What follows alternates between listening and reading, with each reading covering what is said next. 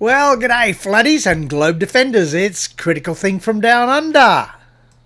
Well, today we're going to look at another video by Exploring the Plane. So the title of it is The Globe is a Lie and Hotspots Prove It. Well, of course the globe is not a lie, so the correct title for this video should be I don't understand perspective or scale, therefore the Earth is flat. Now a little word about flat Earth proofs. And it always starts with a known fact or observation, and then it goes downhill from there.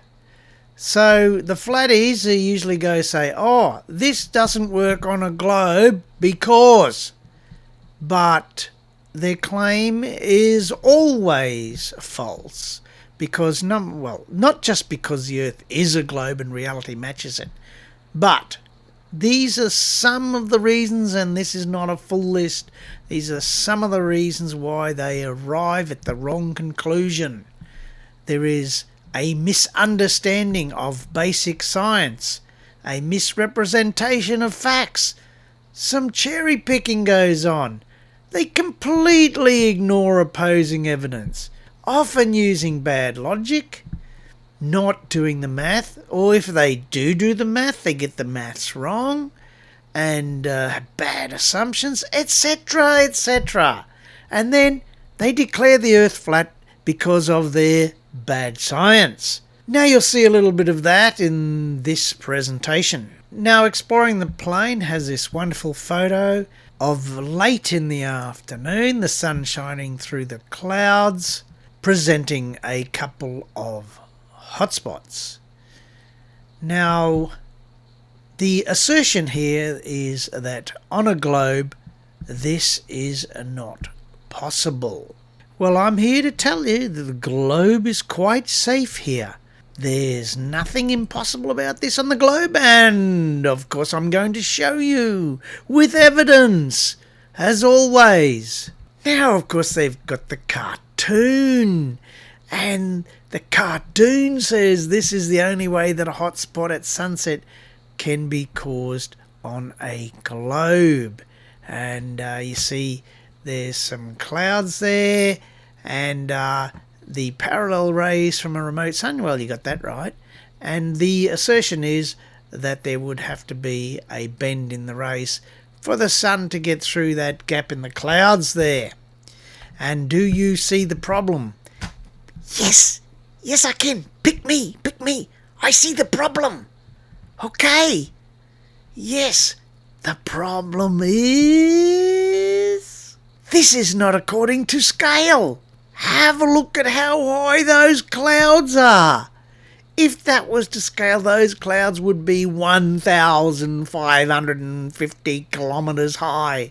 Whoa! Have you ever seen clouds in low Earth orbit? And that's even the high side of low Earth orbit. I mean, that's nearly 4 times the height of the ISS.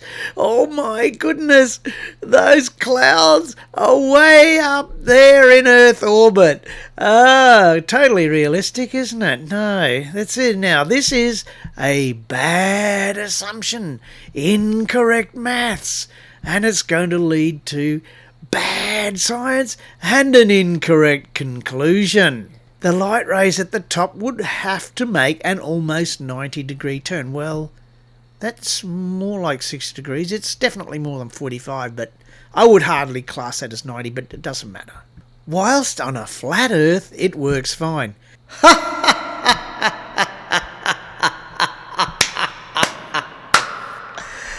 No, it doesn't work fine on a flat Earth, but we'll get to that. Though, on a flat Earth with a local sun. Now, where is that sun?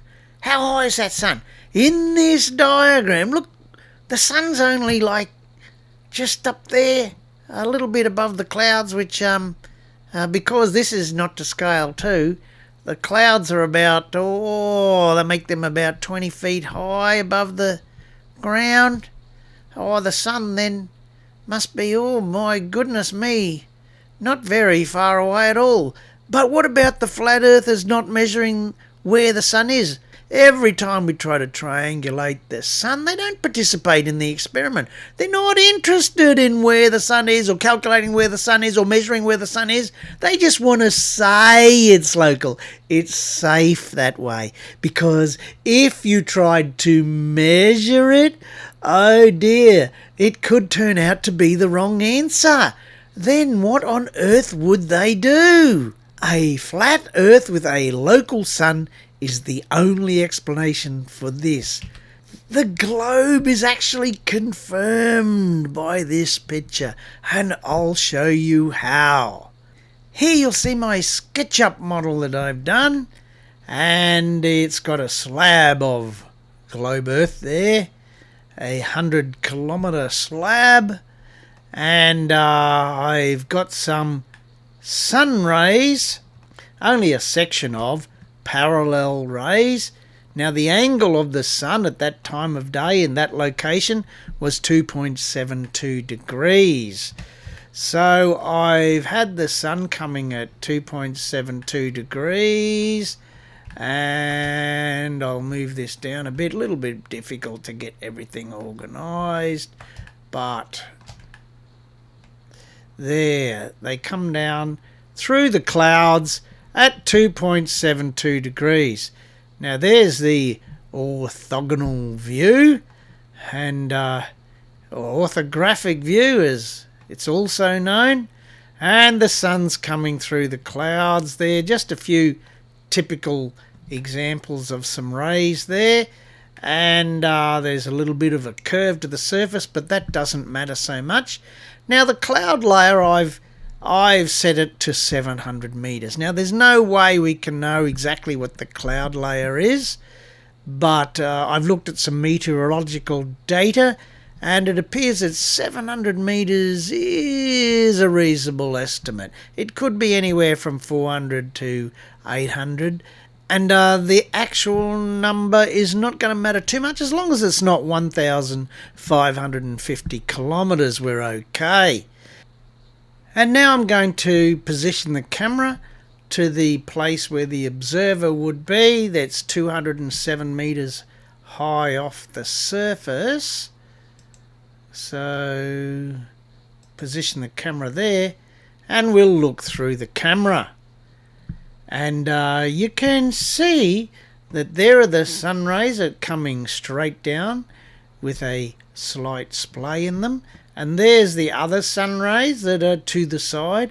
And you know, that looks quite a bit like that picture, doesn't it? And yet we've been told that this is impossible on a globe. But it's been modelled out, and looking at it in perspective view, it looks perfectly okay. That's what we see, even though the sun is low in the sky. It works for a globe. Look at that. This is a marvellous part about this. You can, not only do you got perspective view, you've got those orthographic views, and you can tell everything is the one and the same. Orthographic views are a representation of reality. Look at that, you just got to move the camera to change it to perspective view. So all the time the flatties tell us, oh no, orthographic view is not reality. Oh yeah, well, oh, this is just disproving that. Oh my goodness me, how can you ignore that? So you might be wondering, what's this triangle here? Okay, well this is how I worked out the 2.72 angle. So this here is, let me see, what's the size of that? 4,750 meters high. And this one is 100,000 meters, or 100 kilometers. Now, how high is your sun, flat earthers? So if the sun needs to be 2.72 degrees from level, from horizontal, that's another argument for another day, isn't it? So if the sun, well then, first we got to know one of two things. How far away is it? Or how high is it? So obviously it's not going to be 4 kilometres high. So some people say is 5,000 kilometres is a rough height of the sun. But then you've got to look at this. Well, if it was nearly 5,000 kilometres high, it would be 100,000 kilometres away. And what, the flat Earth's not that big. It's only about 20,000 kilometres across. So the sun would be outside the dome if it was to be at an angle of 2.72 degrees. So where would the flat Earth sun be, eh? If somebody could give me a height of the flat Earth sun, I could work out how this angle could become about. Anyway, the globe's not a lie. The globe matches reality quite well. So there you exploring the plane, wrong again. Look at that.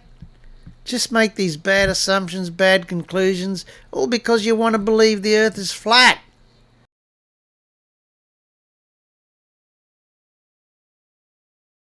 Thanks for watching, and if you like my content, please subscribe, of course. Thank you.